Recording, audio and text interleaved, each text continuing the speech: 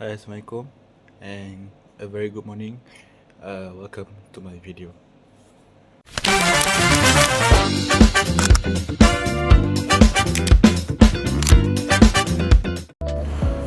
So today I would like to talk about LED liquidated asset and damage, delays, and EOT, extension of time. I'm a quantity space student from UTN Space. Currently I'm a year 2, sem 5. Today I will present about this topic. So firstly, delay is a construction refer to a situation where the contractor failed to complete the project within the agreed contract period. Delay can occur due to various reasons such as poor site management, shortage of material, and bad weather condition. There is also include with variation order or late instruction from the employer. So I would like to talk about CIDB 2000 first. So the relevant clauses is clause 24 for EOT, which is extension of time. For liquidated asset damage is clause 25. So based on clause 24, they allow the contractor to apply for EOT if the delay is caused by relevant event such as variation, force majeure, and or delay by the employer. That part is for the clause 34. Now I would like to talk about clause 25, which is LED. So clause based on statement from clause 25 from CIDB 2000, it states that if the contractor fail to complete the work within the specific time, the employer has the right to impose liquidated asset damage, which is stand for LED, which is in a pre-agreed amount state in the contract. So next we are moving on to PWD 203A. So based on this statement for PWD 203A, which is commonly used in the government project. So for the EOT is clause 43, and for the clause 44 will be covered for LED. So clause 43 allow to contractor to claim for extension due to delay such as site possession, variation works, or unforeseen site condition.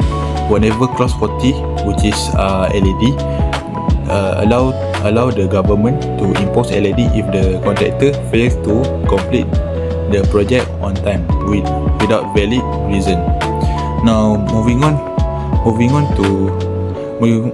to PAM 2018 include the quantity. So based on EOT is related to clause 23, and for the clause 22 is related with LED. So based on clause 23 is allow the contractor to apply EOT due to relevant it's the same statement, which is apply the EOTs if there is a relevant event such as variation is the same statement, or delay caused by the nominated subcontractor. For clause 22 is that if the contractor failed to complete the project within the contract period, the employer can impose LED as compensation for delays. So these three I already explained. So I would like to go to the next topic, which is the situation in Malaysia. They relate to these three types. So in the Malaysia construction industry, delay is one of the most common use. One major cause is a poor contractor performance, where the contractor fail to proceed regularly and diligently. Another common use is late payment by the employer, which affect the contractor cash flow and slow down the progress of work. In addition, variation order and design change are very common in Malaysia and can lead to delay if not properly managed. For the condition, especially heavy rain, also play a significant role in delaying construction project. There are also important legal cases in Malaysia regarding to LED, EOT.